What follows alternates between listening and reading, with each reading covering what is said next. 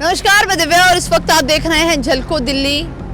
कहीं आप भी तो ऐसा नहीं करते कि जब भी आपके घर में कोई अन्य सदस्य यानी कि बाहर का कोई शख्स आता है तो उसके सामने घर की ज्वेलरी, घर का कैश, अलमारी उसके सामने खोलते हैं या उसके सामने रखते हैं। अगर आप भी ऐसा करते हैं तो कहीं ना कहीं ये आपके लिए बेहद मुसीबत बन सकती है और आपको मौत के घाट उतार सकता है। क्योंकि आज जो मामला सामने आया है वो दिल्ली के बाटला हाउस इलाके से आया है, जहां पर कुछ इसी तरीके से होता है। जब बीती रात को रोजाना की तरह घर के अंदर दो कारीगर काम करने आते हैं और ये दोनों कारीगर लगभग 20 तारीख से उसी घर के अंदर लगातार सफेदी का काम कर रहे होते हैं और अचानक से घर का जो मालिक है उसके मोबाइल पर यानी कि पेटीएम के अंदर 40,000 रुपये रिसीव होते हैं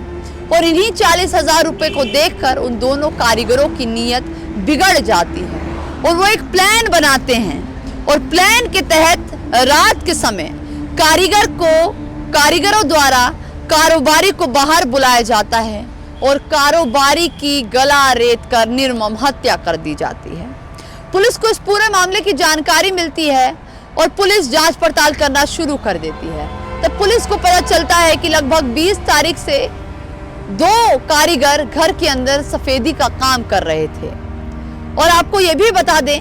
कि लगभग 180 से भी ज्यादा गेस्ट हाउस और होटल्स दिल्ली पुलिस की द्वारा खंगाले जाते हैं। हर एक होटल के अंदर तफ्तीश की जाती है और मात्र 2 घंटे के अंदर ही दोनों अपराधियों को पुलिस गिरफ्तार कर लेती है। एक का नाम मोहम्मद तौफीक बताया जा रहा है, वहीं दूसरे का नाम महराज आलम जिसकी उम्र 21 साल बताई जा रही है। ये दोनों ही आरोपी लगभग कई महीनों से उसी घर के अंदर सफेदी का काम कर रहे होते हैं और जब मोहम्मद तौफीक ऊपर वाली छत पर सफेदी का काम करना शुरू करता है तभी जो उसके घर का कारोबारी है यानी कि जो मालिक है उसके फोन पर 40,000 रुपये पेटीएम में रिसीव होते हैं और यही देखकर उसकी जो नीयत है वो बिगड़ जाती है। वो एक प्लान बनाते हैं और मोहम्मद तौफीक द्वारा महराज आलम को सारी चीज़ों की जानकारी दी जाती है और ये दोनों मिलकर कारोबारी को बाहर बुलाते हैं और कारोबारी की गला रेत कर हत्या कर देते हैं। जिसके बाद पुलिस जांच पड़ताल करती है और कारोबारी के बेटे से जब पूछताछ की जाती है तो उसमें कुछ चीज़ें निकल कर आती है जिसमें पता चलता है कि शारिक इस्लाम को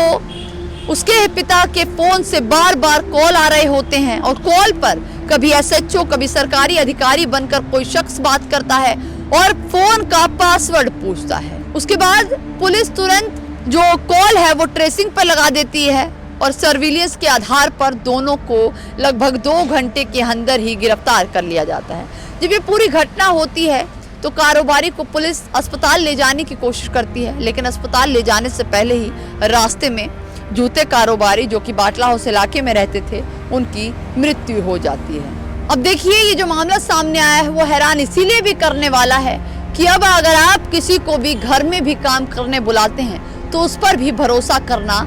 सही नहीं है। भरोसा किया ही नहीं जा सकता क्योंकि अपराध इतना बढ़ गया है, क्राइम इतना बढ़ गया है कि लोग